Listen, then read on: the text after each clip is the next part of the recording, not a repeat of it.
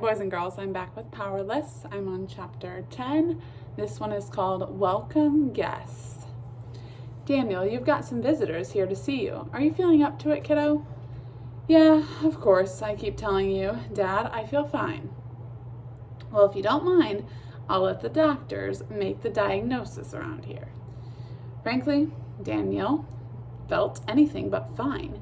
His right arm was throbbing with a dull ache that turned into a stabbing pain every time he moved it, and there was an itch halfway up his cast that was unreachable. At least the nausea was gone. This morning was the first time that he had been able to keep down a solid breakfast. That didn't make it taste any better, though. Hospital food was still hospital food. Remember, he hurt himself the night at Simon's. Daniel heard someone cough and was surprised to see Rohan and Louisa standing in the doorway. When his dad had announced that he had his first visitors, he just assumed that Molly would be among them. "Hey," said Rohan. He was carrying a package under his arm wrapped with metallic blue paper. "Hey," Daniel said. "Well," said Daniel's dad, grabbing his coat, "I'm going to go and stretch my legs for a minute and let you kids catch up. No arm wrestling." The kids waited for Daniel's father to close the door behind them. Then Louisa sat down gently on the bed next to Daniel. "Does it hurt?" she asked, eyeing the cast. "A bit," answered Daniel, "but I've had worse." Daniel caught Rohan rolling his eyes, and Daniel felt himself blush. He hadn't had worse. He'd never so much as broken a finger before now. He didn't know why he was showing off in front of Louisa. "I brought you some chocolates from the gift shop," she said. "I figured you'd be sick of some hospital food. All they had were the ones in the heart-shaped boxes." Thanks," said Daniel. "Okay," said Rohan. "So, Daniel, what's the prognosis? Do you get to keep missing school, or are they finally kicking you out of here?" "I'm leaving today or tomorrow, but I probably won't be back in school for another week." "That's terrible," moaned Louisa. "We all miss you around the treehouse." "Oh, I almost forgot," she said, reaching into her coat pocket. "Rose wanted me to give you this." She handed Daniel a crayon drawing of a boy, at least Daniel assumed it was supposed to be a boy, falling on his head. There was a happy yellow sun watching in the sky. Daniel laughed. "Tell her thanks for me, Louisa, and tell her I plan on getting it framed." "Do you need anything, Daniel?" she asked. "Do you need an extra pillow or anything?" Daniel thought for a moment. "Well, I could go for a soda, if you don't mind." Louisa practically leapt out of her shoes. "Sure. Is there a vending machine nearby?" Rohan interjected before Daniel could answer. "Nope, you've got to go all the way down to the cafeteria, all the way down to the ground floor." "Oh, okay," said Louisa, blinking. "I'll be back in a few minutes then." She smiled at Daniel. "Don't go anywhere." Daniel gestured to his broken arm and smiled back. "I won't." Rohan waited until Louisa was out of earshot, then turned to Daniel. "I think I've discovered your superpower, Daniel." "Oh, yeah?" "You have the power to make a Louisa swoon." "It's kind of gross, actually." "Me?" "But Seriously," laughed Rohan. "Have you noticed the way she looks at you? You don't need super senses to see it." Daniel rolled his eyes, but the truth was that he hadn't noticed. He just wasn't sure what he was supposed to think about it. "Has Molly said anything about her?" Rohan adjusted his glasses, squinting at Daniel. "Molly? No, why?" "No reason," answered Daniel quickly. "It's just, I've never heard the end of it." The two were silent for a moment before Daniel spoke up more quietly this time. "How's Simon?" "He's fine," answered Rohan. "Physically, he wasn't hurt at all." "That's a relief." "But he is, does he?"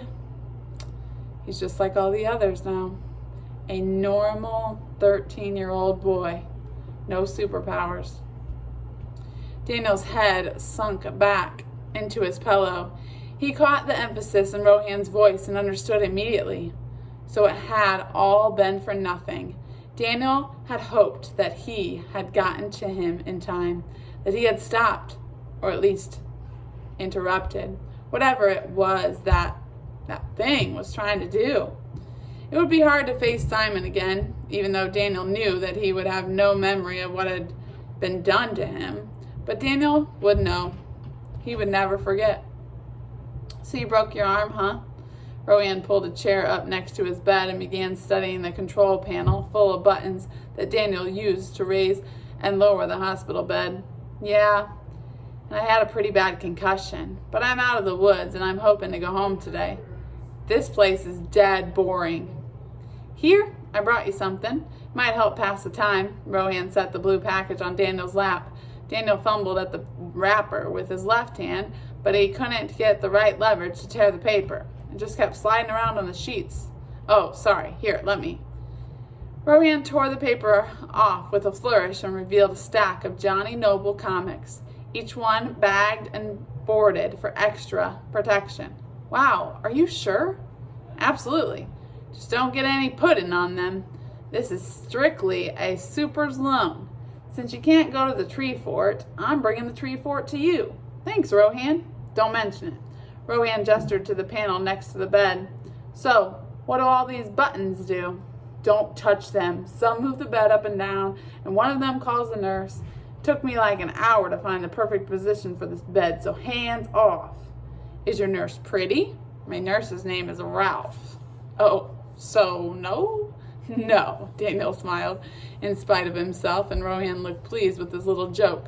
Things were suddenly easier between the two of them. So have you talked to Molly? Asked Daniel. Talked? No, not so much. Dodged? Yes. At the bus stop, she pretends I'm not even there, which was kind of a relief at first. At least she's no longer taking swings at me, but by now it's getting old. Daniel, Rohan went on, turning serious, you know why I did it, right? Why I stopped her from helping? Daniel nodded. Rohan continued, she wouldn't have been able to help you. She would have ended up just like Simon. Yeah, I know. Molly knows too. It's probably why she's mad at you right now. She hates it when other people are right. If it's any consolation, she gave me one heck of a black eye for my trouble. Rohan took off his glasses. Daniel could see the faint outline of a yellow and blue bruise under his eye. You should have seen it a week ago. I looked like a prize fighter, Rohan said. Prize fighter who gets beaten up by girls, Daniel teased. Well, yes, but mean girls. Very mean. Speaking of trouble, is Eric mad? About what? As far as he knows, you were camping out with Molly and me and you climbed the wrong tree. You mean you lied to him? I'm withholding certain details of the truth until I get all the facts. There's no need to upset him until we know exactly what had happened. And I was hoping you could tell me that. What happened at Simon's window? What'd you see, Daniel? So Daniel recounted what he saw in Simon's bedroom that night. The darkness, the shadow that moved. Daniel was surprised at how hard it was to say it out loud for the first time, but he immediately felt much better for having said it. Through it all, Rohan listened attentively, never interrupting, but Daniel did see his eyes go wide several times. It was affecting him too. Rohan, who was always so calm, so unflappable, was afraid. I actually wondered if you saw anything with your powers. I thought you might have. Rohan shook his head. Trees were in the way. Can't see through those things, you know? Plus I was kind of busy getting punched in the face. Rohan got up from his seat and started pacing the room. Proof. We need proof, he said. For what? To convince Eric that what you saw wasn't simply your own shadow on the wall, that your mind wasn't playing tricks on you. Because I'm telling you, it'll take some hard and fast evidence to make Eric take this seriously. Well, what about the camera? I was taking pictures the whole time. But Rohan was shaking his head. Yeah, we found it. Rohan reached into his jacket and pulled out a stack of photographs. They were all the same, in massive shadows and blurred images. Whatever that thing was in Simon's room, it wasn't easily captured on a camera. Daniel's hopes sank. It seemed that everything he had done that night was a waste of time. Rohan, I thought you were with Eric on all of this. Obey the rules and all. Except what fate has in store for you, remember? Rohan looked at his friend. I listened to you and I can tell you you're telling the truth, Daniel. And to be honest, what you saw scares me. But maybe it was destiny that sent you to Noble's Green. So maybe it's our destiny to stop this, whatever it is, from ruining another kid's life. Rohan smiled a wicked smile.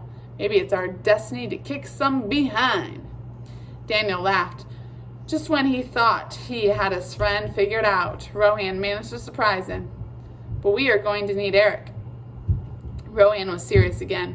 And like I said, for that, we need some real evidence. Daniel tried to kick away the sheets in frustration, but as he did, the stack of Johnny Noble comics began to slide off his lap and onto the floor. He reached over to stop them, but all he managed was to bump his cast against the bed rail. He winced as a jolt of pain went up his arm. This was going to take some getting used to. Here, let me get those, offered Rohan. Thanks, said Daniel, gesturing weakly with his broken wing. Guess I'm not going to be much use for a while. Not so fast. If we're going to convince Eric before his birthday, then we're going to need you to do what you do best, which is... You're a detective, aren't you? Said Rohan, handing the books back to him. Time to do some detecting. So they're going to try to figure out what it is that takes the powers away. They saw some big black shadow. That's all they saw. They're going to try to figure it out. And that's the end of that chapter. And the next chapter is written and drawn by Herman Plunkett. That's all.